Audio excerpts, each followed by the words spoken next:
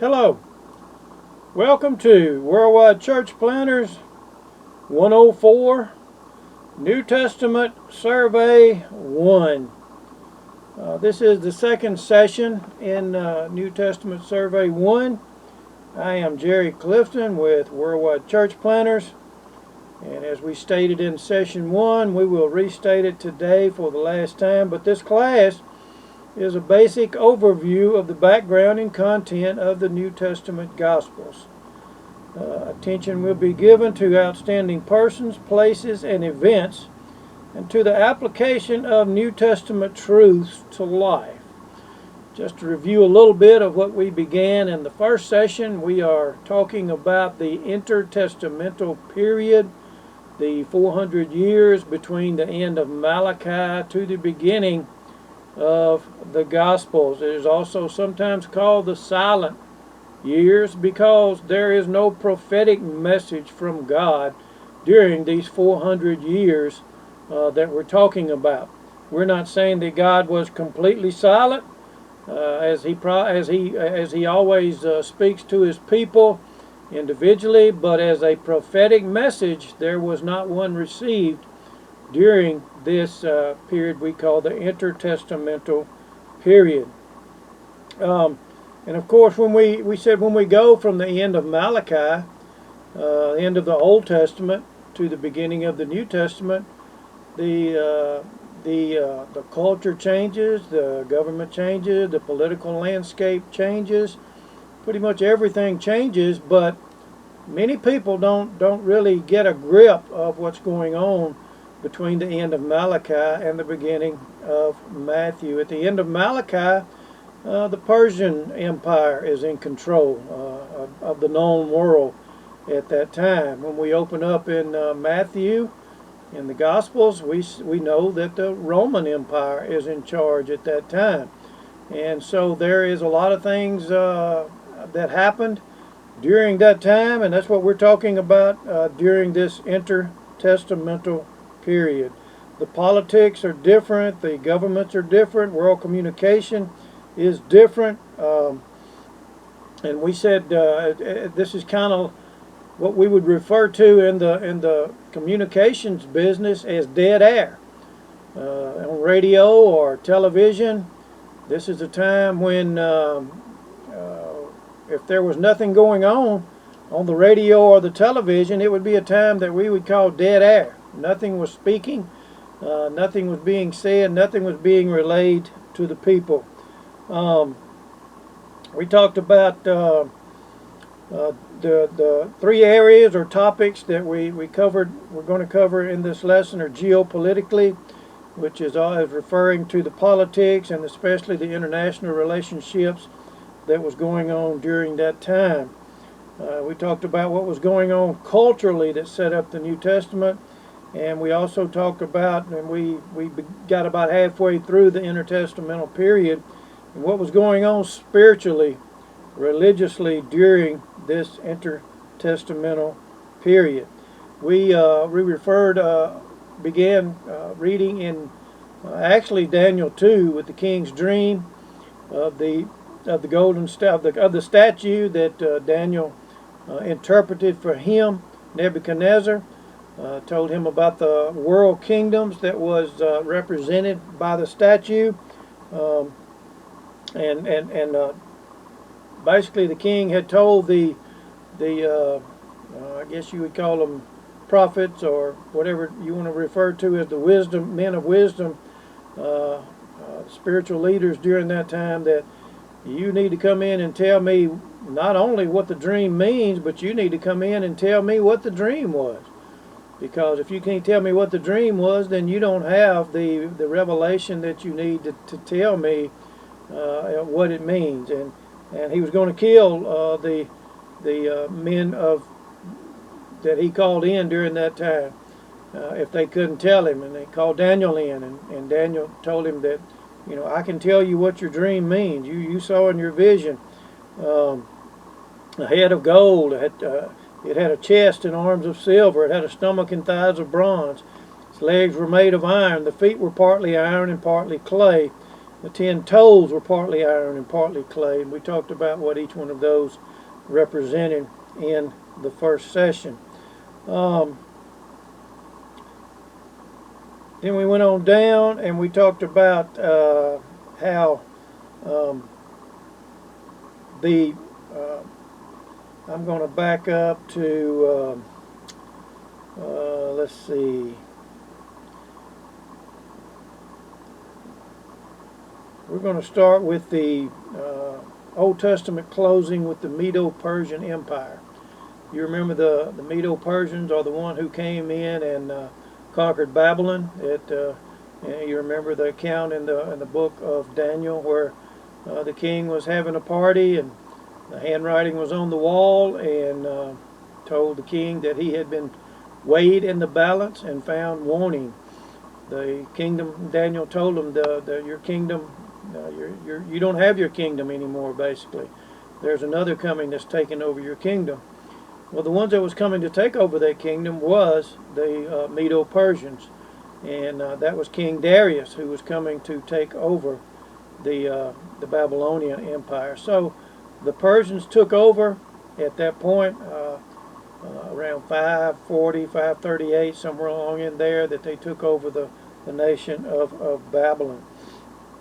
And then the Old Testament closes out with the Medo-Persians in control, but it opens with the Roman Empire. So in the middle of that, the head of the Macedonian Empire that fought against the Medo-Persians was ruled by a man named Philip of Macedon. Philip was assassinated by one of his bodyguards. You remember we talked about going on down, Philip's son Alexander, how Alexander conquered the known world at that time. Alexander either died or was assassinated, actually in the palace in Babylon, and before he left, there was not a successor to Alexander the Great. So Alexander the Great had a son who had not been born yet, and the four generals decided among themselves that they would rule, they would divide the kingdom, and they would rule the kingdom until Alexander's the Great's son was old enough to rule the kingdom. But it didn't work out that way. Once they had the power, they were definitely not going to give it back up. So they killed his son, they killed the wife, they killed everybody, that killed his brother, anybody that might have had a claim on the power that they were expecting to give up. So I'm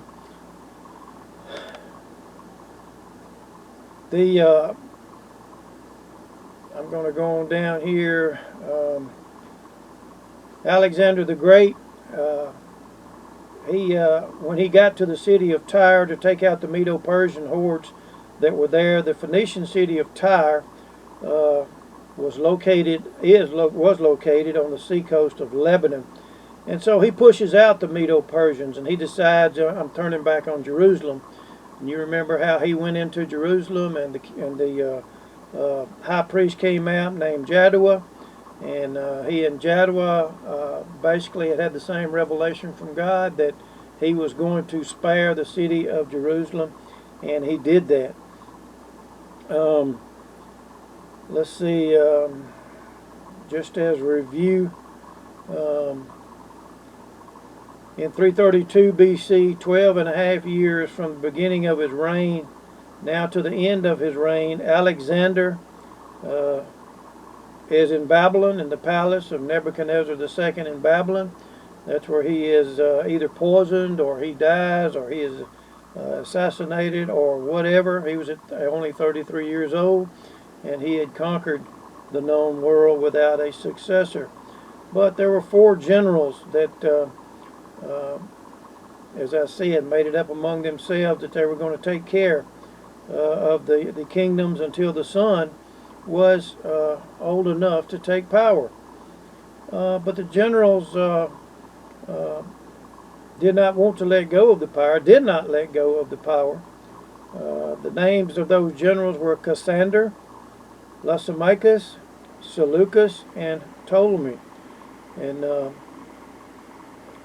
it was divided. Cassander was general number one. He took Greece and Macedonia. Lysimachus took the area of Asia Minor and Thrace, or what today we would call modern Turkey. That left two generals, and these two generals are the most important to remember. They are the ones who will come back up later on in history. The one is General Seleucus. He took Syria and Babylonia. And the last general, Ptolemy, took Egypt, North Africa, and Arabia. The kings that came out of Seleucus and Ptolemy became the Seleucid and the Ptolemies empires. The Seleucid Empire and the Ptolemaic Empire lasted for a couple of centuries. Now, why are those two important? As we said in session 1, you've got Syria and Babylonia, and then you got North Africa and Egypt. And they're fighting each other for control. And between the north and the south is a country, a little small country called Israel.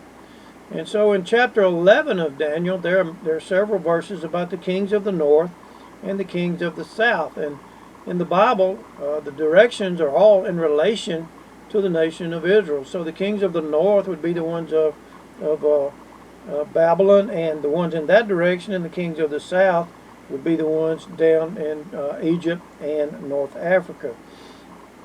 So there's a series of kings that fight each other.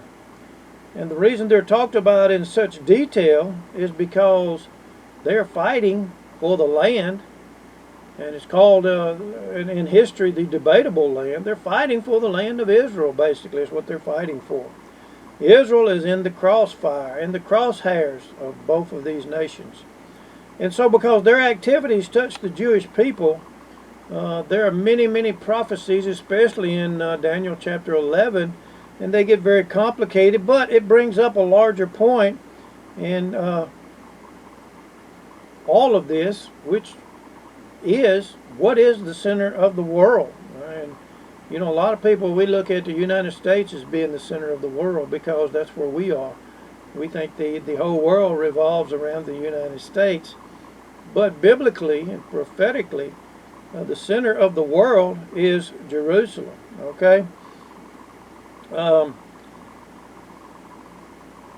Not in God's mind, the center of the world is Jerusalem. Israel is the center of the world. In fact, Ezekiel 5:5 says, I have set Jerusalem in the midst of the nations and the countries all around. So God says in my geography class, Israel is in the midst, in the middle of all the nations. So that when you read about the directions in the Bible, north, south, east, and west, of the four winds, as it talks about in Daniel, it's always in relationship to the nation of Israel. So the kings of the north, kings of the south, are north of Israel and south of Israel. So it's north, south, east, and west in respect to where Israel is. In fact, there's a little quote in the Jewish commentaries of the Old Testament known as the Midrash that state the land of Israel is the center of the world, and Jerusalem is the center of the land of Israel. And the temple is at the center of Jerusalem. And that is their way of saying that the Temple Mount is the epicenter of God's plan in the world. And of course, we know that turns out to be true because we go all the way back to David. When David was buying the land to set up the temple, we know that it was the land of Moriah, and that's where the temple is today. So, let's go to, let's see, Daniel 11 and go to verse 21. As these two empires fight it out, the Seleucids and the Ptolemies, there comes eventually, it's prophesied here, looking forward, but now it's history, looking back. They are the Syrian dynasty, so this Seleucid king, the 8th Seleucid king, is a guy by the name of Antiochus IV. Antiochus IV. There were several Antiochuses. But Antiochus the fourth, the eighth Seleucid king, is spoken about here in verse 21.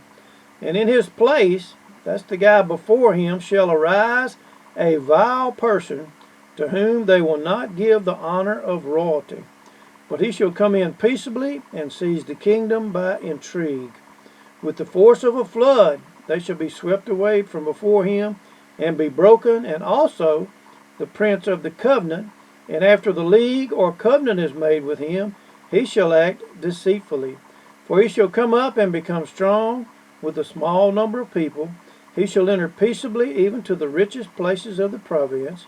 He shall do what his fathers have not done, nor his forefathers.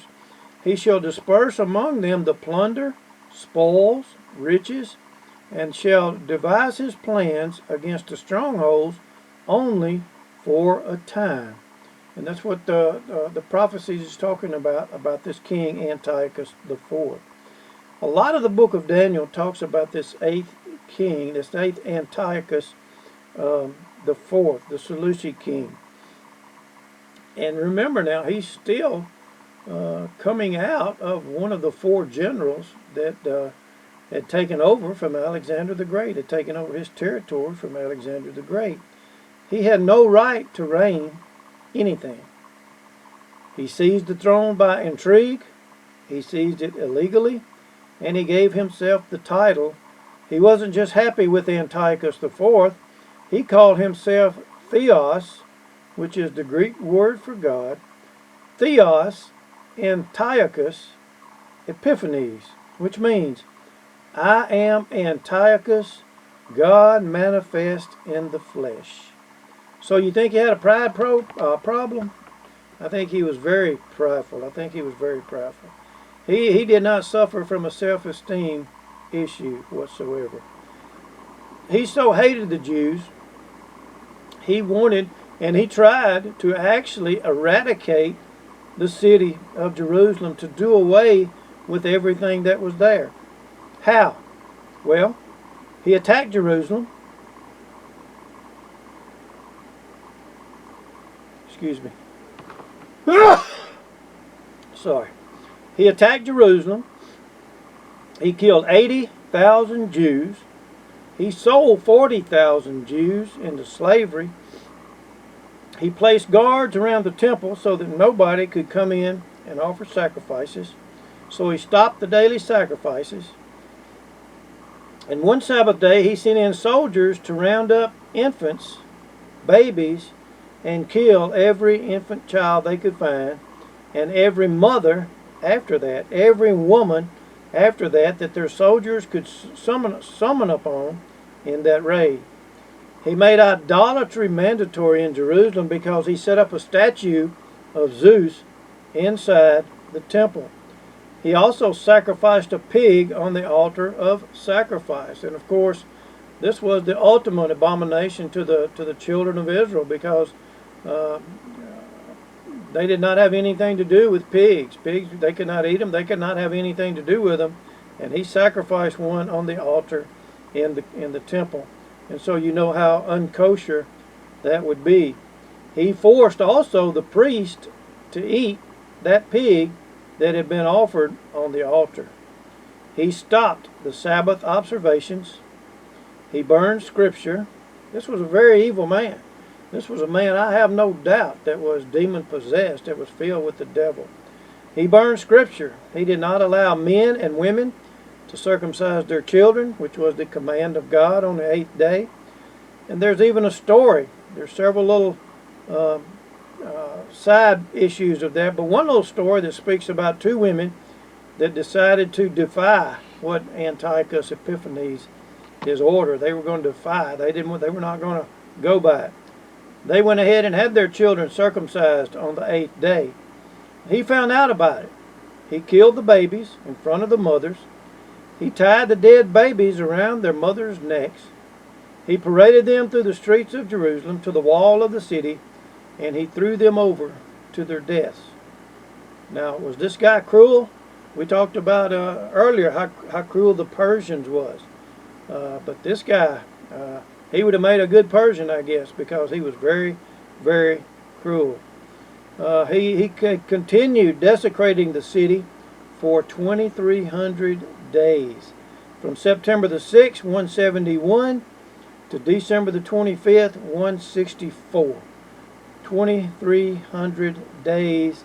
It was just misery, terrible things going on in the city of Jerusalem. Well, how did it end? If you know anything, or if you have heard of the story of Hanukkah, that's where Hanukkah comes in. The Syrian raids were getting heated and oppressive, so they traveled from Jerusalem, the soldiers, and they went to one of the towns called Modin. Modin is 12 miles to the northwest of Jerusalem. In it was a priest by the name of Matthias. He had 5 boys. Matthias, the head priest of that village, you can visit that village today, by the way. It's still there. The Syrians came in, built an altar, sacrificed a pig on that altar in the town of Modin, told Matthias that he has to set the example and eat unkosher flesh from the pig. Not only did Matthias refuse to do it, the Jew who stepped forward to do that, Matthias killed, and then killed the Syrian general. He started the revolt called the Maccabean Revolt. Now, the Maccabean Revolt is a study in itself. There's a lot to study about what went on during the Maccabean Revolt. The Maccabean Revolt would grow in caves with stones and sticks. It was just a ragtag army of farmers over the next several years. But finally, after making a long story, hopefully shorter, one of his sons named Judas Maccabeus, one of the Maccabean dynasty, marched to Jerusalem, overtook the temple area, took it back from Syrian hands into Jewish hands. They cleansed the temple and decided to reinstitute the sacrifices. There was one cruse of oil, and he wanted to line up the lamp inside the holy place that burned every day that the priest kept oil in. There was only enough oil to last one day. We don't know how true it is, but the legend goes that it is the Hanukkah miracle.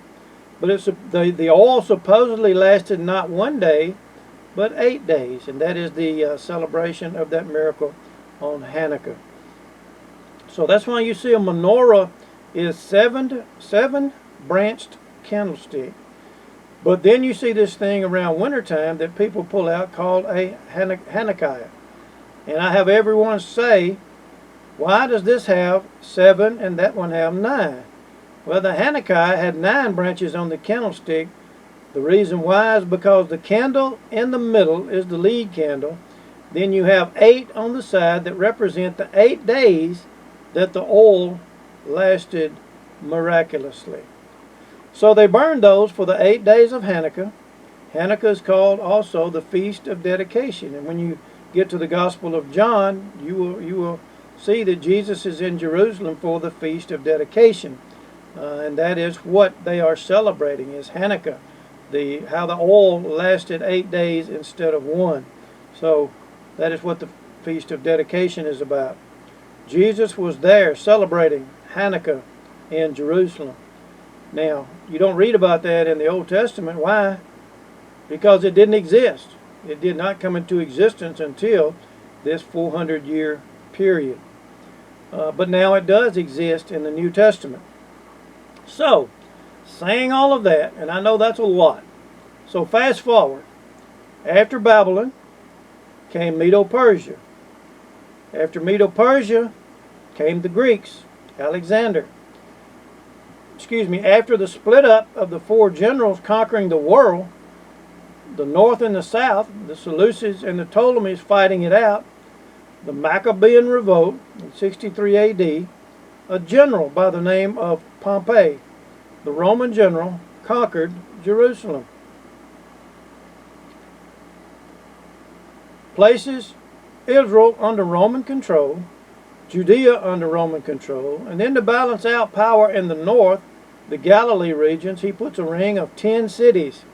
Now, I know you have read the New Testament enough to hear about the Decapolis, and that is the 10 cities that this Roman general puts a ring of 10 cities. It's called the Decapolis. Deca means 10, and polis means cities. So you read about Jesus going through the Decapolis, the 10 cities. So you have 10 cities, the Decapolis, and then you have Judea down south. Now at this point, the Roman Empire is about at its peak, at its height.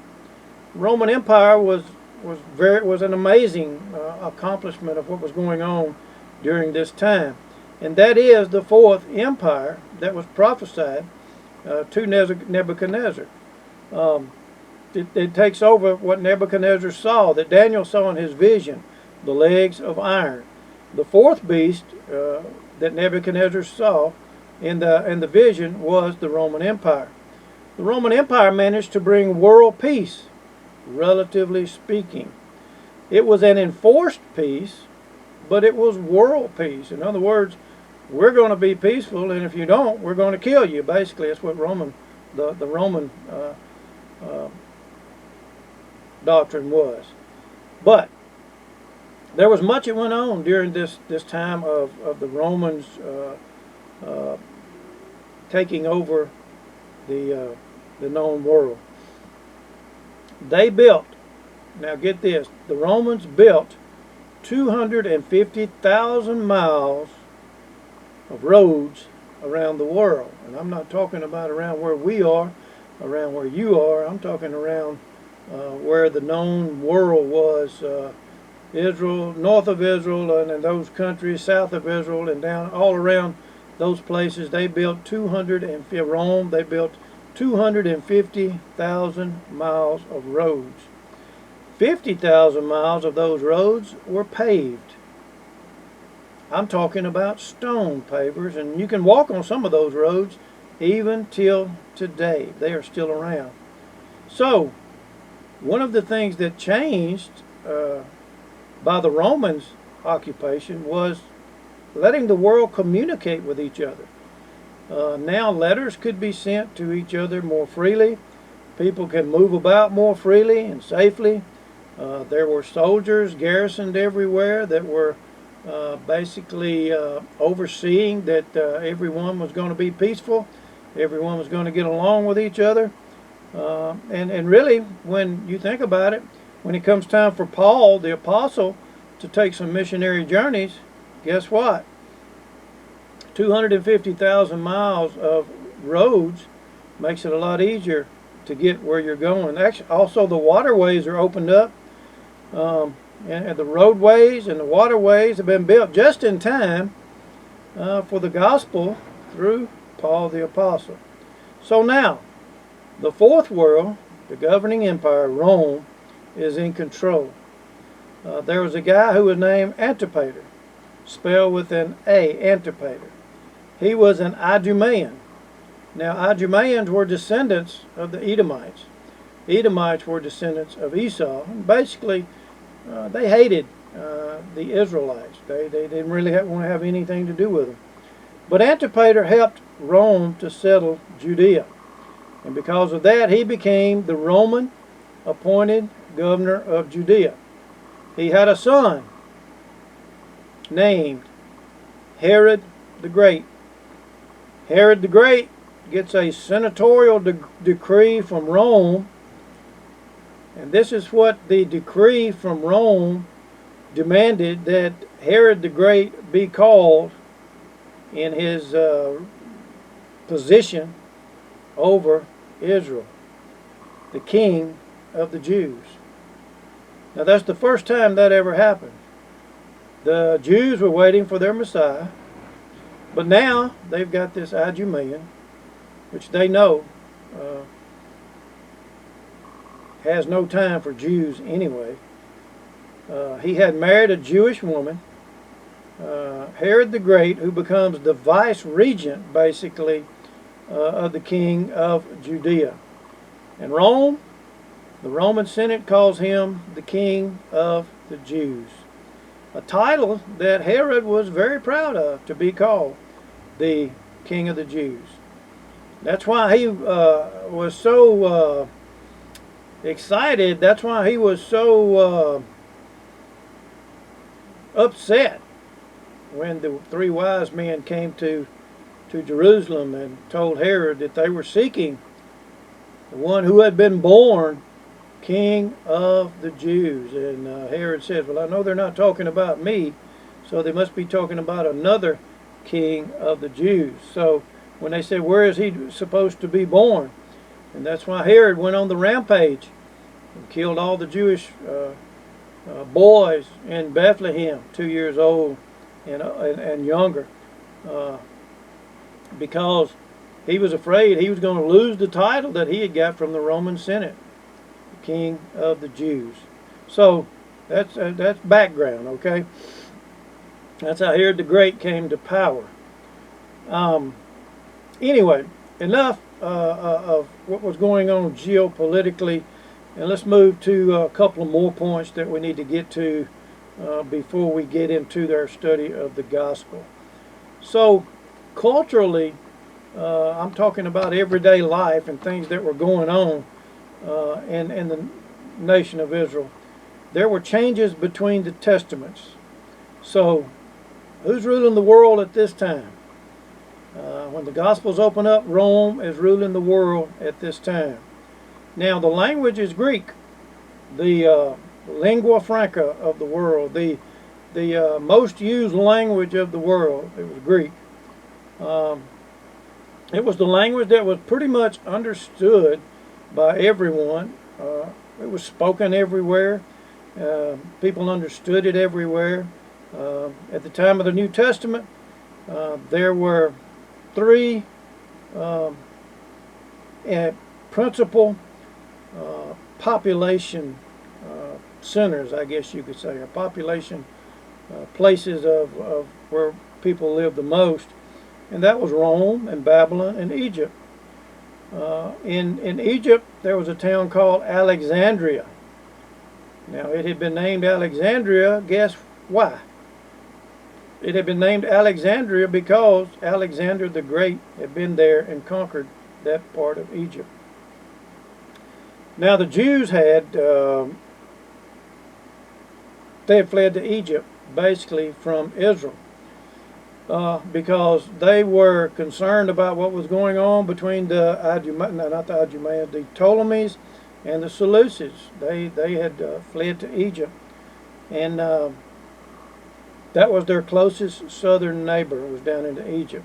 So they went down there for refuge, basically. In fact, during this time, about 1 million Jews lived in Egypt at the time of the New Testament, down in Alexandria, Egypt. That was the location of the Jewish population in Egypt, was Alexandria.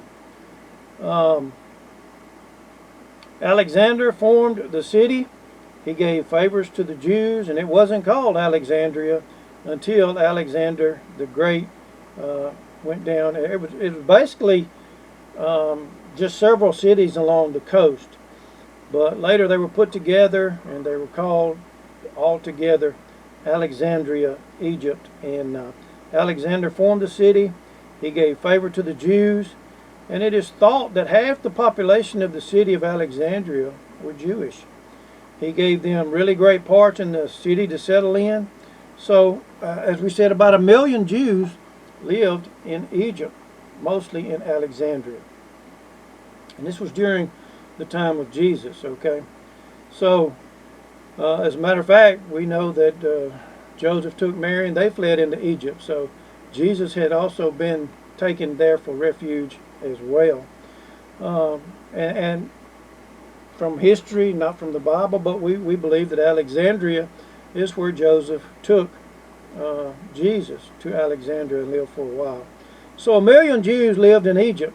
So how many Jews do you think might live in Egypt today? From what we can study and from what we can figure out, there are less than 20. There are less than 20 Jews who live in Egypt today. That is the Jewish population of Israel. And of course, you know the reason pretty much for that is the Muslim religion. Muslims don't want anything to do with the Jews, and of course the Jews don't want anything to do with their Muslim religion. So, um, at the time of Jesus, there was 1,000,000 Jews down there. They're down there speaking Greek. Everybody from Egypt all the way back up to Babylon, all the way over to Rome, is speaking Greek. Everybody is speaking Greek. You got a Jewish population, and they have Hebrew scriptures.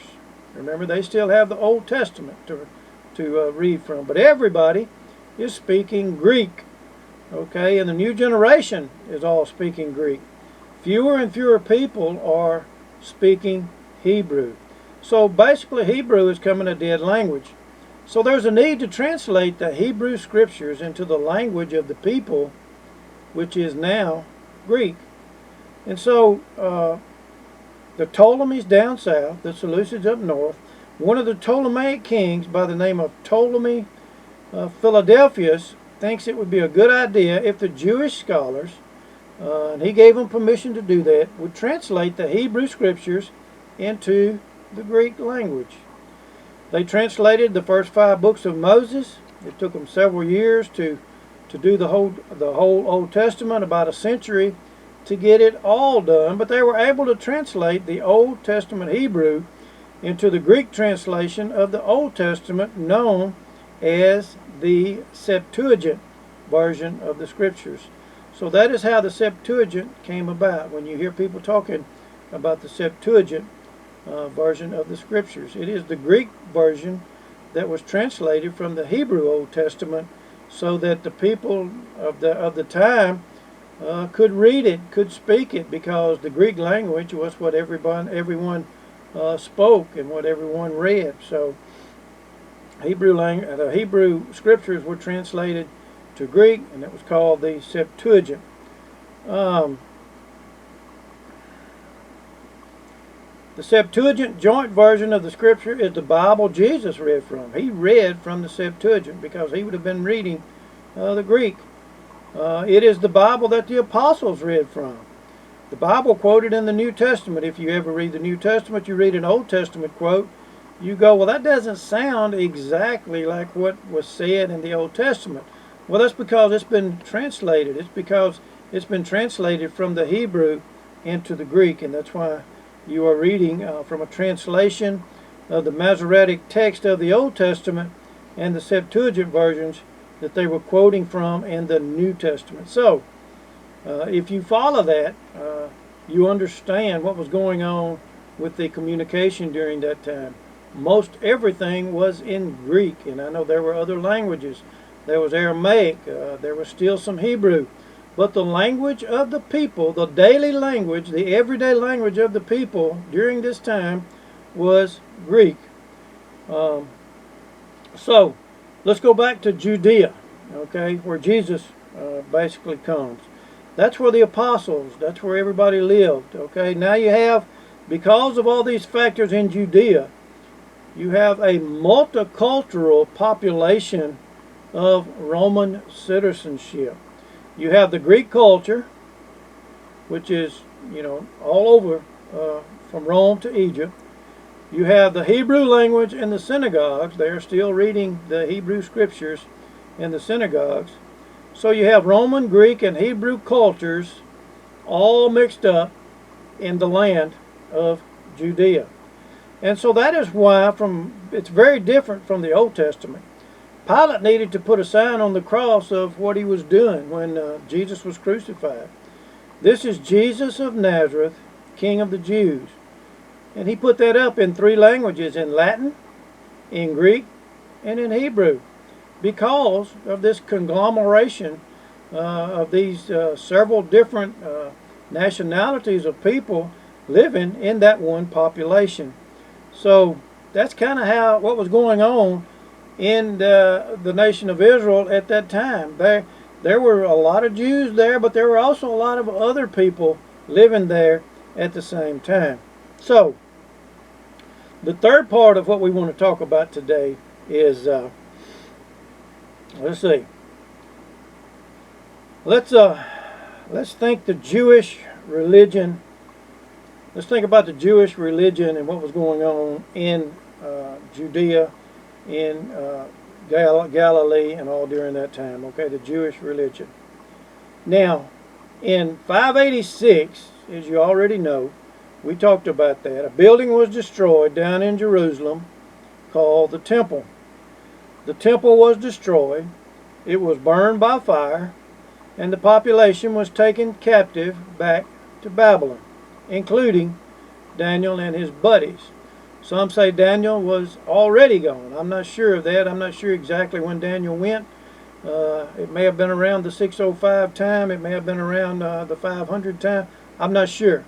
The 597 time. It may have been around that time. I'm not sure. But we do know that the population of around the temple was taken captive to Babylon, and a whole bunch of people were taken to Babylon. So now, the temples were destroyed. They don't have a temple anymore. They certainly don't have a Jewish temple in Babylon. So what's the problem for the Jewish people going to Babylon? Well, now you got Jews dispersed in a whole another population in Babylon. They cannot practice their ceremonial law because there is no place for them to go to sacrifice. There's no place for them to go to, do what they're commanded to do in the scriptures. And the only way they can have remission of sin is offer sacrifice. But they can't because there's no temple there. They can't practice their ceremonial laws. So the Jews decide the only thing we can do is study the written law. So the office of the scribe is basically developed from this. Develops during the captivity. The institution of the synagogue develops while they are in captivity in Babylon, for they had no place to go to practice their ceremonial law, but they did have a place where they could come together and read the scriptures that they had, and that's where the institution of the synagogue. They didn't have the temple anymore, so the synagogue was the replacement in their mind for the temple. Not a replacement really, but just a place where they could go in instead of going to the temple, because they could not go to the temple any longer. And you never read about a synagogue in the Old Testament. There was no need for them. They either had the temple or they were in captivity, and there was no need for a synagogue unless they were in the captivity. So people migrate to the temple for worship, and they don't meet in synagogues. In the beginning they do meet at the temple for worship. Then they don't have the temple anymore, and they meet in synagogues. And in Babylon, again, they start having synagogues. Synagoge is a Greek word. It means gathering together. And that's what synagogue means. They go to the synagogue, and basically what happens is the scriptures are read. When I was in Israel, we went to a model of a synagogue, and basically that's what happened. Someone would stand and read the scriptures. Basically, the men would sit on one side of the synagogue, women and children would sit on the other side of the synagogue, and the scriptures would be read. And that's what happened. The scripture would open. There would be a raising of the hands towards Jerusalem. There would be a prayer, a Hebrew prayer, and this is what it would say: "The Lord our God, the Lord is one," and of course that is the Shema, Deuteronomy 6:4. The scriptures were read. They were then translated into Aramaic, which they did learn in captivity, and then later they were translated into the Greek. But because of Alexander's idea to make the world or Greek culture to be favorable to the Jews, synagogues were being placed in cities around the world. And of course that happened between the Testaments. That's another thing historically between Malachi and the Gospels that came about, were the synagogues. So why is that important? Well, when Paul travels on those Roman roads with the language everybody can now speak, he can now have a point of contact, and that is the religious community, the synagogue, the meeting place. According to Jewish law, 10 men are required to start a synagogue. And so now they're throughout, actually, the Mediterranean world. And also during this blank space between the Testaments, the 400 years, there were two other strong leadership groups which come up in Judaism. Don't read about these two groups in the Old Testament either, but suddenly, when we get to the New Testament, there they are. Well, where did they come from? In the Old Testament, you had priests and prophets. But in the New Testament, we have Pharisees and Sadducees. Pharisees were the result of the Babylonian captivity. They were the only ones basically studying the scriptures saying, well, what would Moses do in this situation? And basically that's what they would write down. And that became what they called in the New Testament the oral tradition, okay? Writing down all of their thoughts about what they thought Moses would do in whatever situation. We read about Pharisees in the New Testament. Usually we read nothing good about them. Jesus called them whitewashed tombs. He said, "Woe unto you hypocrites." And of course you know the rest of it. But they didn't start out that way. They started out really good, studying the scriptures and really trying to discern what Moses would do in certain situations. And that's what they would live by, the oral law. They basically started out as separatists. Well, Pharisee means, that's what it means, separated ones. Pharisees, separated ones. And they said, we don't want to be like the rest of the world. We want to be, we don't want to practice idolatry. We don't want to do what our forefathers did. It got us into trouble. And we don't want to go into captivity again. Well, that was a good idea. But as time went on, they got so legalistic, so narrow-minded, so angry, they started loving the traditions of the rabbis more than they did what the scripture specifically said itself. And it became separated from the people. Now the Pharisees produced many good people. They weren't all bad. If you remember, Paul the Apostle had his roots in the Pharisees. Josephus was a Pharisee. Gamaliel was a Pharisee. These were all good people. But over time, the Pharisees went south, as we say. They went bad. And were not at the end what they had started out to be in the beginning. There was another group called the Sadducees, not because they were always sad, you see, although the name fits because they were unlike the Pharisees. The Sadducees did not believe in anything supernatural, so that left out a lot of things that Christ taught. They denied miracles. They denied the resurrection. They didn't believe in angels. They did not believe in Old Testament scriptures except the first 5 books of Moses. They were the very wealthy, the very aristocratic leaders of the time. And they controlled the temple because they controlled the Sanhedrin, the ruling body during that time. And they would scorn the legalism of the Pharisees. And the Pharisees were the ones that had trouble with Jesus all the time. They were always asking him questions. They weren't satisfied with the answers he would give them, but they would go back and talk about it, and they would come back and ask him some more questions. But the Sadducees had trouble with the early church in the book of Acts, and there's a very good reason for that. The Pharisees didn't want their legalism stepped on. They had things going the way they wanted them to go, and they didn't want anything to come between them and what they believed.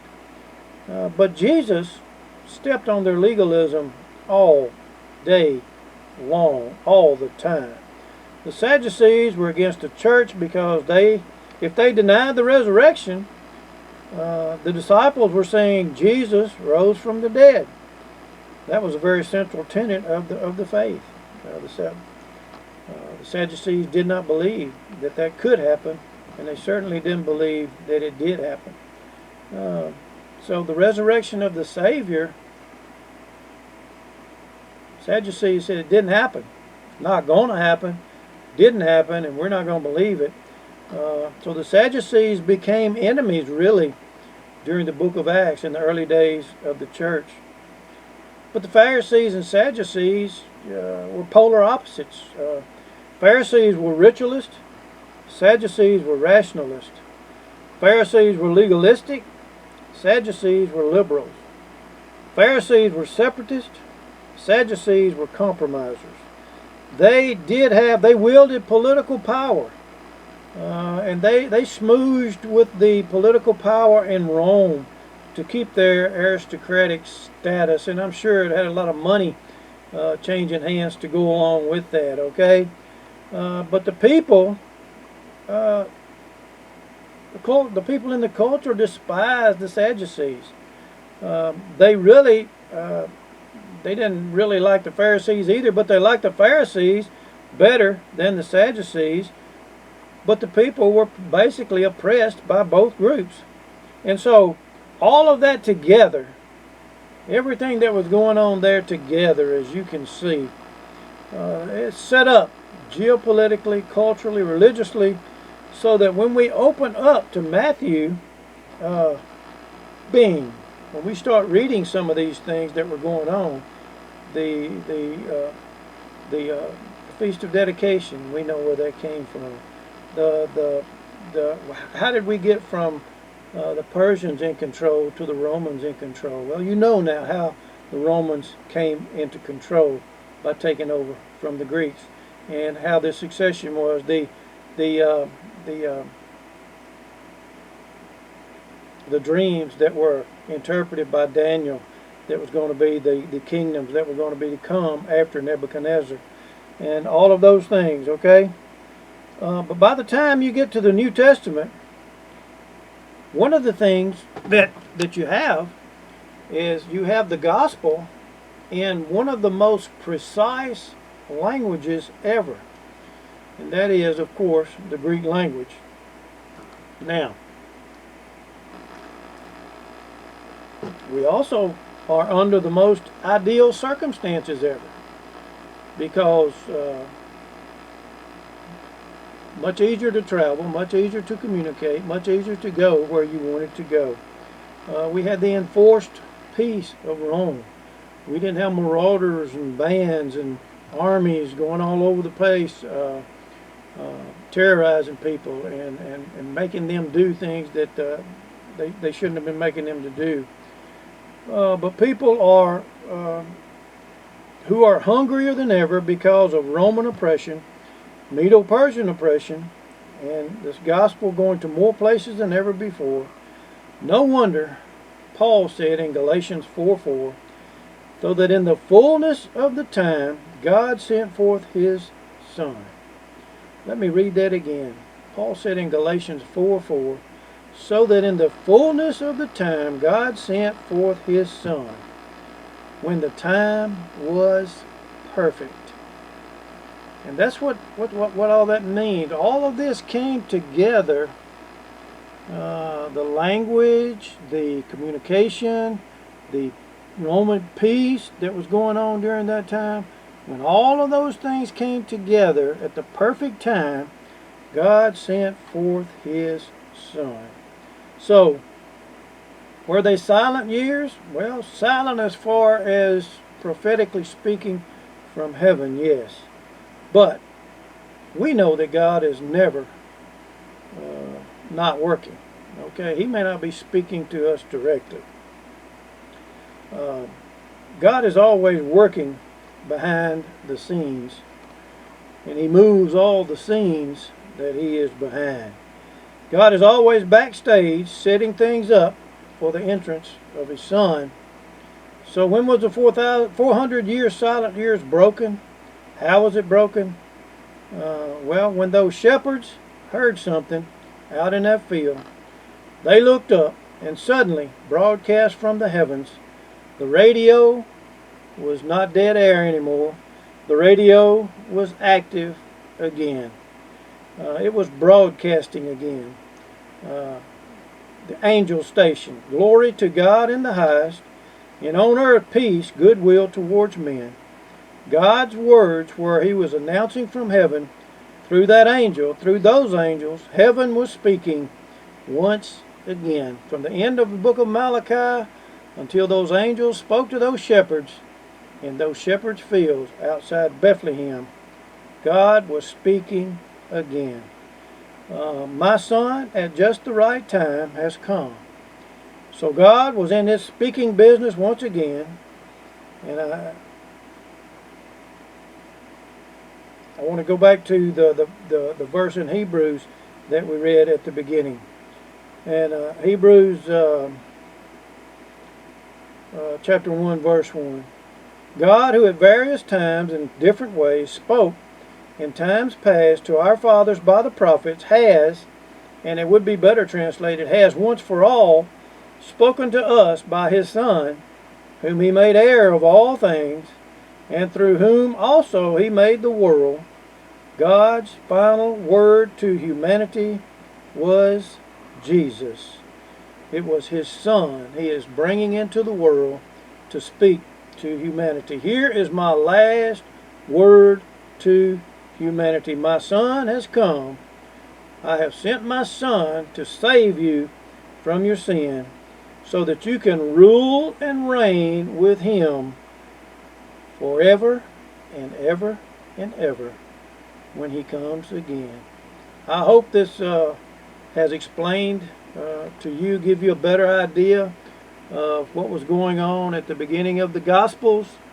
We will begin next time. We would probably do next time an overview of the 4 Gospels and talk about some things, talk about some definitions and things that you need to know before we get into the in-depth study of each Gospel, Matthew, Mark, Luke, and John. God bless you.